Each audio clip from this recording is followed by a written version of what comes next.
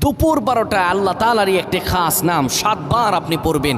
পড়ে আল্লাহ তাআলার কাছে দোয়া করবেন। আপনার যত প্রয়োজন আছে, যত মনের আশা আকাঙ্ক্ষা আছে, আল্লাহ সকল কিছু কবুল করে নেবেন। যখন দুপুর 12টা বেজে যায়, দোয়া কবুলের সময়, তখন আপনি সকল কাজগুলো তখন বন্ধ করে একটু যায় নামাজ বিছিয়ে পবিত্র হয়ে ঘরের একটা কোনায় কিংবা আশপাশে যদি মসজিদ থাকে মসজিদে চলে যান।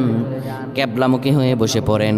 ক্যাবলামুখী হয়ে বসে সুন্দরভাবে প্রথমে 10 বার দুরূদ শরীফ পড়েন, 3 বার সূরা ইখলাস পড়েন, 2 বার সূরাতুল ফালাক, 1 বার সূরা নাস পড়েন।